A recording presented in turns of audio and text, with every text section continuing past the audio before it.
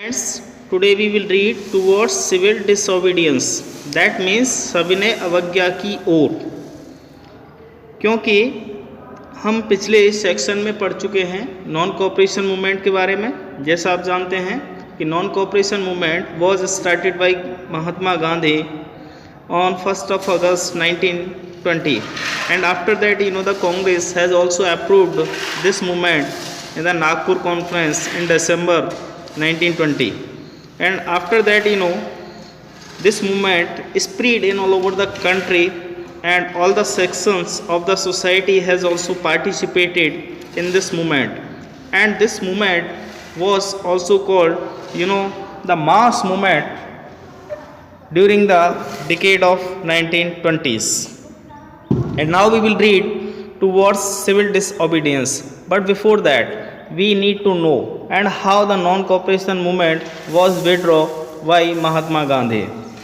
And you have also heard about the Chauri Chaura incident in 1922. At Chauri Chaura in Gorakhpur, a peaceful demonstration in a bazaar turned into a violent clash with the police. Hearing of the incident, Mahatma Gandhi called a halt to the non-cooperation movement. And in February 1922, Mahatma Gandhi decided to withdraw the non-cooperation movement. He felt the movement was turning violent in many places, and satyagrahis needed to be properly trained before they would be ready for mass struggles. Within the Congress, some leaders were now tired of mass struggles and wanted to participate in elections to the provincial councils that had been set up by the Government of India Act of 1919.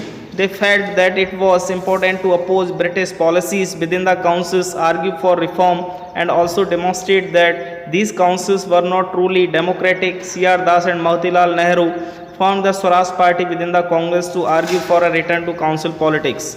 But younger leaders like Jawaharlal Nehru and Subhash Chandra Bose pressed for more radical mass agitation and for full independence. अब मैं आपको एक कहानी सुनाऊंगा इसकी, है ना। ये जो कहानी है हमने शुरू की थी असहयोग आंदोलन से। तो असहयोग आंदोलन, जिसको हम नॉन कोऑपरेशन मूवमेंट कहते हैं, नॉन कोऑपरेशन मूवमेंट शुरू हुआ था गांधी के द्वारा 1 अगस्त 1920 को, और उसके बाद कांग्रेस का जो अप्रूवल उसको मिला दिसंबर 1920 को। ठीक है, जैसे हमने पिछले सेक्शन में पढ़ा। लेकिन जनवरी 1921 में ये आंदोलन पूर्ण रूप से शुरू हो चुका था। अब ये आंदोलन जो है 1921 में पूरा चला, करीब 1 साल, है ना। पूरा ये आंदोलन चला और देश के अलग अलग हिस्सों में जो है लोगों ने इसमें हिस्सा लिया। लेकिन गांधी का जो विचार था, गांधी का विचार ये था कि हमें सत्य और अहिंसा के साथ लड़ना है, हमें वायलेंस नहीं करना है ना, हमें हिंसा नहीं करनी है, और बिना हिंसा किए हमें अंग्रेज़ सरकार को उखाड़ फेंकना है। ये गांधी का उद्देश्य था, ठीक है ना। अब गांधी ये चाहते थे कि हम अंग्रेज़ों की समक्ष जो है सत्य और अहिंसा के साथ जो है आग्रह करेंगे। जैसे मैंने आपको बताया था सत्याग्रह के बारे में कि हमें जो है धरना देना है, प्रदर्शन करना है, हड़ताल करनी है, भूख हड़ताल करनी है, अनशन करना है। इस प्रकार के जो तरीके थे उनको अपनाया गया था गांधी के द्वारा। और गांधी का विचार ये था कि अगर हमें अंग्रेज़ों को यहाँ से उखाड़ना है तो हमें हिंसा का रास्ता नहीं अपनाना है, हमें अहिंसा के रास्ते पर चलना है, सत्य के साथ चलना है। उनका ऐसा मत था। तो 1 साल जब ये आंदोलन चला तो 1 साल के दौरान जो है काफ़ी पूरे देश के अंदर इस आंदोलन में लोग जुड़े, अलग अलग वर्गों के लोग जुड़े, व्यापारी वर्ग, किसान वर्ग, मजदूर वर्ग, सभी जो है वो असहयोग आंदोलन का हिस्सा बन चुके थे। फिर कांग्रेस को भी ये लगा था कि ये आंदोलन गति पकड़ रहा है और गांधी की जो लोकप्रियता है वो बढ़ रही है, लोग उनको पसंद कर रहे हैं, ठीक है। और सरकार के खिलाफ जो है कांग्रेस को भी एक मौका मिल गया कि किसी भी तरीके से ब्रिटिश गवर्नमेंट को उखाड़ फेंकने के लिए ये सबसे अच्छा मौका है। तो उन्होंने भी गांधी को सपोर्ट कर दिया नागपुर अधिवेशन में, है ना। 1920 में जो नागपुर अधिवेशन हुआ था उसमें कांग्रेस ने जो है गांधी को पूर्ण सपोर्ट दे दिया था।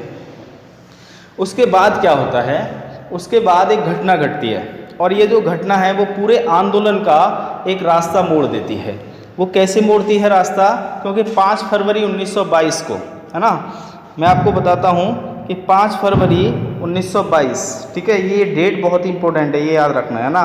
5 फरवरी 1922 को एक घटना कहाँ घटती है, चौरी चौरा में, है ना। चौरी चौरा कहाँ पड़ता है? गोरखपुर में पड़ता है। गोरखपुर कहाँ पड़ता है? उत्तर प्रदेश में पड़ता है।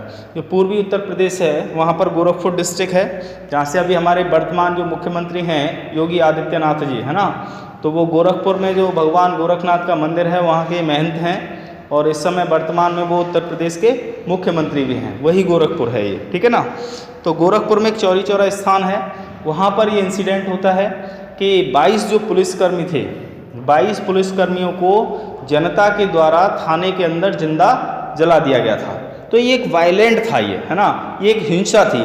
और ये इस हिंसा ने जो 22 पुलिसकर्मी जिंदा जलाए थे जनता ने, वो रोष के कारण जलाए, क्योंकि अंग्रेजी सरकार के खिलाफ इतना ज़्यादा रोष लोगों के बीच में व्याप्त हो गया था कि अब उनको ये लग रहा था कि हम बहुत ही जल्दी आज़ादी हम प्राप्त कर लेंगे। तो लोगों ने अहिंसा के मार्ग को भी अपना लिया था। कुछ लोग जो है हिंसा के मार्ग पर थे, कुछ अहिंसा के रास्ते चल रहे थे। गांधी का जो उद्देश्य था वो अहिंसा का था, तो गांधी को लगा कि भाई अब जो है लोग हिंसक हो गए हैं, है ना, भीड़ हिंसक होने लगी, क्योंकि मास मूवमेंट बन चुका था, अब भीड़ हिंसक होने लगी थी, ठीक है।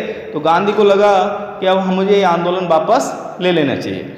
तो गांधी को जब ये लगा कि अब आंदोलन जो है वो हिंसात्मक हो रहा है, तो उन्होंने जो है नॉन कॉपरेशन मूवमेंट को वापस ले लिया, ठीक है ना। तो 5 फरवरी 1922 को जब ये घटना घटी थी, उसके बाद 11 फरवरी 1922 को जो है गांधी ने इस आंदोलन को वापसी की घोषणा कर दी कि अब मैं इस आंदोलन को लीड नहीं कर रहा हूँ, क्योंकि गांधी की लोकप्रियता थी, लोग उनसे परिचित थे, लोग उनकी लीडरशिप में ये मूवमेंट चला रहे थे। जब गांधी ने जब इस आंदोलन को विड्रॉ कर लिया तो लोगों का तो कांग्रेस ने भी उसका विरोध किया। कांग्रेस ने कहा कि अब तो लोगों के अंदर एक जागरूकता आई है, लोग ब्रिटिश सरकार के खिलाफ खड़े हो चुके हैं और जो है हमारे समाज के सभी वर्गों के लोग जुड़ चुके हैं, तो गांधी को ये आंदोलन वापस नहीं लेना चाहिए। लेकिन गांधी का मत जरा भिन्न था। भिन्न इसलिए था क्योंकि उनको लगता था कि अगर हम हिंसा के रास्ते पर जाएंगे तो हमको सफलता नहीं मिलेगी, है ना, हमें अहिंसा का रास्ता अपनाना है। तो इसलिए उन्होंने आंदोलन वापस ले लिया।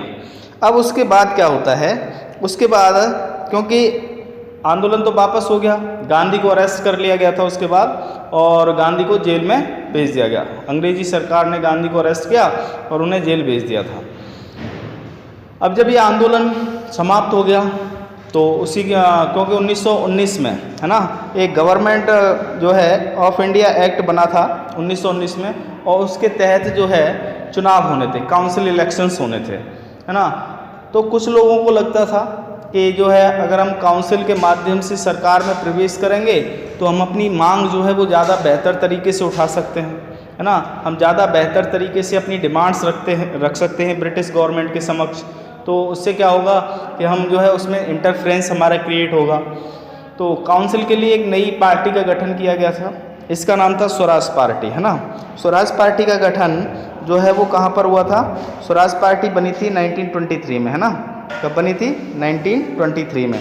और इसके जो लीडर थे उनका नाम था CR दास और मोतीलाल नेहरू। इन दोनों ने मिलकर के जो है इलाहाबाद में, कहाँ पर? इलाहाबाद, है ना, इलाहाबाद, वर्तमान प्रयागराज हम जिसको कहते हैं, इलाहाबाद के अंदर जो है इसका गठन किया गया था, ठीक है ना। तो इलाहाबाद के अंदर जो है ये पार्टी बनी थी और इस पार्टी का नाम था स्वराज पार्टी। और इसकी स्थापना किसने की थी? इसकी स्थापना की थी मोतीलाल नेहरू और चित्तरंजन दास। CR दास को कहा जाता है चित्तरंजन दास। इन दोनों ने मिलकर के स्वराज पार्टी बनाई थी 1923 में। इलाहाबाद में इसकी स्थापना हुई और इनका जो उद्देश्य था वो था कि हमें काउंसिल इलेक्शन में पार्टिसिपेट करना है। जो गवर्नमेंट ऑफ इंडिया एक्ट आया था 1919, उसके तहत जो है काउंसिल्स बनाई गई थी और उन काउंसिल में चुनाव होने थे और वहाँ से प्रतिनिधि चुन करके आने थे, ठीक है। लेकिन जो यंग लीडर्स थे जैसे जवाहरलाल नेहरू थे, ठीक है, और सुभाष चंद्र बोस थे, उन्होंने जो है उसको प्रेस किया, दबाया कि उन्होंने कहा कि जो एक रेडिकल मास एजिटेशन है, क्योंकि जो लोगों के बीच में एक जो उत्तेजना है, एक जो गुस्सा है सरकार के खिलाफ, उसको हमें कैसे उपयोग करना है। अगर हम उसका पूर्ण उपयोग करेंगे तो हमें जो है कंप्लीट इंडिपेंडेंस प्राप्त हो सकता है। उनका मत ये था जब तक हम पूर्ण स्वतंत्रता प्राप्त नहीं कर लेंगे तो ये एजिटेशन जो है वो बरकरार रहना चाहिए लोगों के अंदर, तभी हम जो है सफलता प्राप्त कर सकते हैं और तभी जाकर के हमें जो है स्वतंत्रता मिल सकती है। In such a situation of internal debate and discussion, two factors again shaped Indian politics. Towards the late 1920s, the first was the effect of the worldwide economic depression. Agricultural prices began to fall from 1926 and collapsed after 1930 as the demand for agricultural goods fell and exports declined. Peasants found it difficult to sell their harvest and pay their revenue. By 1930 the countryside was in turmoil.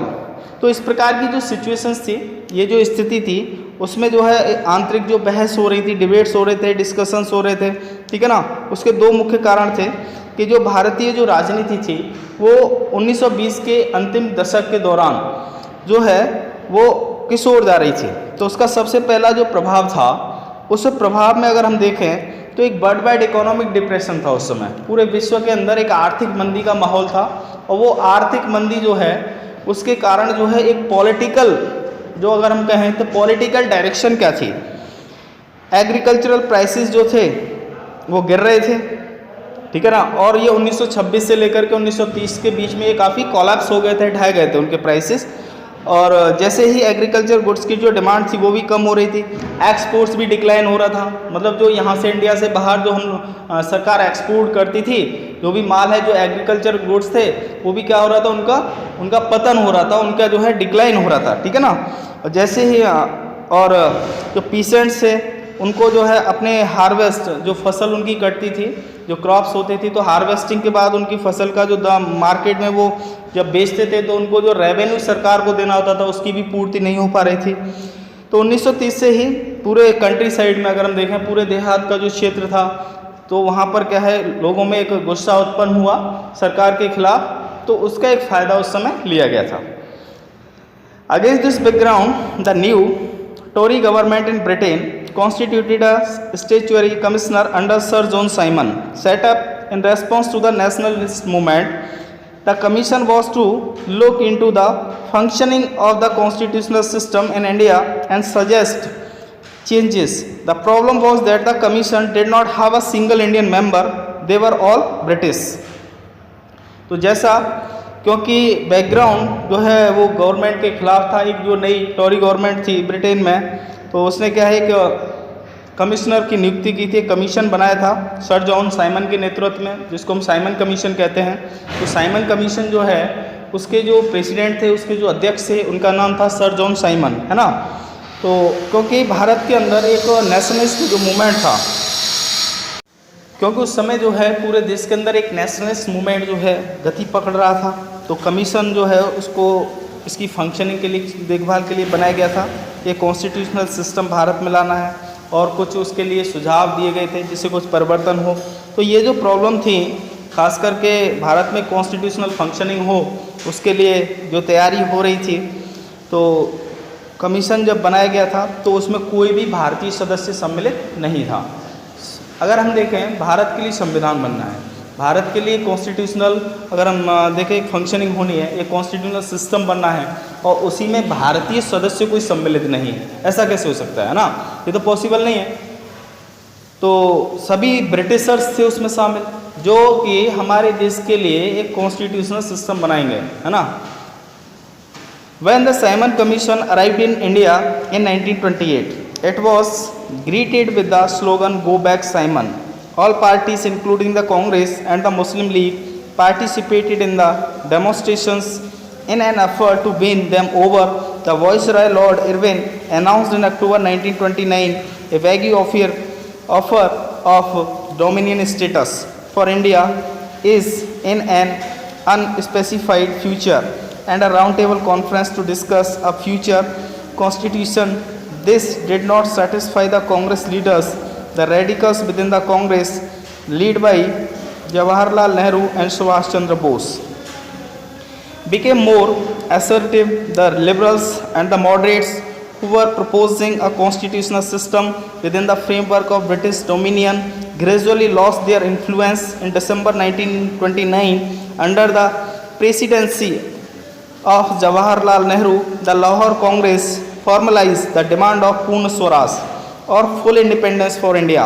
It was declared that 26 January 1930 would be celebrated as the Independence Day when people were to take a place to struggle for complete independence. But the celebrations attracted very little attention, so Mahatma Gandhi had to find a way to relate the abstract idea of freedom to more concrete issue of everyday life. In this section, we have also read about the Simon Commission. The Simon Commission was formed by the British government, and there was no Indian member in this commission. When the Simon Commission came to India in the year of 1928, at that time the Indians were protest against the Simon Commission in Lahore. When the Lala Lajpat Rai lead this protest, and that time the British police has also attacked on the Lala Lajpat Rai, and that time the Lala Lajpat Rai was died during this protest. Okay, आपने जो है इसके बारे में भी पढ़ा होगा कि 1928 में, है ना, जो है साइमन कमीशन भारत आया था, जैसे मैंने आपको बताया, और साइमन कमीशन के अंदर कोई भी भारतीय सदस्य नहीं था। तो साइमन कमीशन का विरोध हो रहा था क्योंकि भारत के लिए कॉन्स्टिट्यूशनल सिस्टम बनना था, ठीक है ना, एक संवैधानिक व्यवस्था का निर्माण होना था, ठीक है। तो उसमें जब उसका विरोध हो रहा था तो लाहौर के अंदर लाला लाजपत राय जो हैं वो उस आंदोलन को लीड कर रहे थे, उस जुलूस को लीड कर रहे थे, है ना। और उसमें साइमन गो बैक के नारे लग रहे थे, साइमन वापस जाओ, साइमन वापस जाओ, साइमन वापस जाओ, है ना, इस प्रकार के नारे उसमें लगाए जा रहे थे। तो उस समय जो है ब्रिटिश जो पुलिस थी उसने जो है उस जुलूस के ऊपर लाठीचार्ज किया। उस लाठीचार्ज में जो है लाला लाजपत राय की मृत्यु हो गई थी, है ना। उस समय लाला लाजपत राय की मृत्यु हो गई। अक्टूबर 1929 में जो है फिर उस समय के जो वायसराय थे लॉर्ड इरविन जो थे उन्होंने भारत को डोमिनियन स्टेटस का दर्जा देने का जो है प्रस्ताव रखा, ठीक है। उससे इंडियंस को लगता था कि हमारा जो फ्यूचर है वो सिक्योर नहीं होगा, है ना। डोमिनियन स्टेट का विरोध हुआ उस समय भी, और एक राउंड टेबल कॉन्फ्रेंस जो है वो बुलाई गई थी, और ये जो पहली जो राउंड टेबल कॉन्फ्रेंस थी वो हुई थी 1930 में, है ना। इसके बारे में आगे आपको बताऊंगा। पहली राउंड टेबल कॉन्फ्रेंस जो हुई वो 1930 में हुई, दूसरी राउंड टेबल कॉन्फ्रेंस हुई वो 1931 में हुई, और तीसरी राउंड टेबल कॉन्फ्रेंस जो हुई वो 1932 में हुई, ठीक है ना। 3 राउंड टेबल कॉन्फ्रेंस होती हैं। तीनों जो राउंड टेबल कॉन्फ्रेंस है उनका आयोजन इंग्लैंड में हुआ था, ब्रिटेन में, ठीक है, और उसमें जो हिस्सा लिया था। इसका एक सबसे महत्वपूर्ण बात यह है कि तीनों ही राउंड टेबल कॉन्फ्रेंस के अंदर अकेले जो व्यक्ति थे जिन्होंने हिस्सा लिया था उनका नाम था doctor B R. Ambedkar. Doctor B R. Ambedkar जो है एक अकेले प्रतिनिधि थे जिन्होंने कि तीनों राउंड टेबल कॉन्फ्रेंस में पार्टिसिपेट किया था। जबकि द्वितीय राउंड टेबल कॉन्फ्रेंस जो 1931 में हुई थी उसमें जो है महात्मा गांधी ने हिस्सा लिया था एक राउंड टेबल कॉन्फ्रेंस में, वो आगे आएगी अभी इसकी कहानी। लेकिन उससे पहले एक और कहानी है कि 1928 में लाला लाजपत राय की मृत्यु हो जाती है। तो उसके बाद जो है जो नेशनलिस्ट थे वो और ज़्यादा एक्सट्रीमिस्ट हो गए, है ना, और उनके अंदर जो है गुस्सा सरकार के खिलाफ और ज़्यादा बढ़ गया। जब वो गुस्सा ज़्यादा बढ़ा तो उससे पूरे देश के अंदर नेशनलिस्ट मूवमेंट को एक और ज़्यादा मोमेंटम मिलता है, और उस मोमेंटम के बाद 1929 में लाहौर के अंदर कांग्रेस का अधिवेशन हुआ था, कांग्रेस की कॉन्फ्रेंस हुई, और उस कॉन्फ्रेंस में जो है उस कांग्रेस अधिवेशन की जो अध्यक्षता कर रहे थे वो जवाहरलाल नेहरू कर रहे थे। ये दिसंबर 1929 में ये हुआ था। तो उसमें ये निर्णय लिया गया था कि अब हमें कंप्लीट स्वराज चाहिए, है ना, we want to complete freedom for India, है ना, we want to complete freedom for India and that is also called the Purna Swaraj. तो पूर्ण स्वराज की जो मांग की गई थी वो 1929 के लाहौर के कांग्रेस अधिवेशन में की गई, जिसकी अध्यक्षता जवाहरलाल नेहरू ने की थी। And that time Jawaharlal Nehru was the younger leader and he was president the Lahore conference in 1929।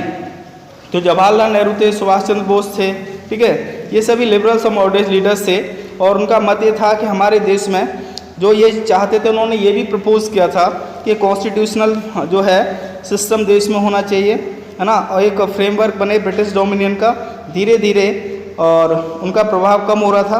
तो 1929 में मैंने बताया आपको कि जवाहरलाल नेहरू के नेतृत्व में जो है कांग्रेस का अधिवेशन हुआ था और उसमें पूर्ण स्वराज की मांग की गई थी।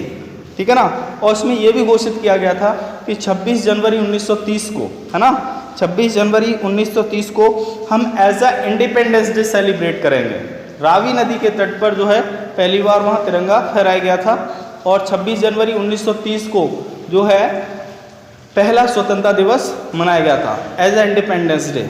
इसीलिए जब हमारा कंट्री ने जब फ्रीडम प्राप्त किया, जब देश को स्वतंत्रता मिली 15 अगस्त 1947 को, तो उसके बाद जब हमारे देश का संविधान बना, है ना, संविधान का जो निर्माण हुआ, तो आप देख रहे हैं कि संविधान जो है वो 26 जनवरी 1950 को लागू किया गया था, जबकि हमारा जो कॉन्स्टिट्यूशन था वो बनकर के तैयार हो गया था 26 नवंबर 1949 को, और 26 नवंबर, लेकिन उसको एक्सेप्ट कर लिया था संविधान सभा ने भी उसको एक्सेप्ट कर लिया था, लेकिन उसको इम्प्लीमेंटेशन जो डेट रखी गई वो 26 जनवरी 1950 रखी गई।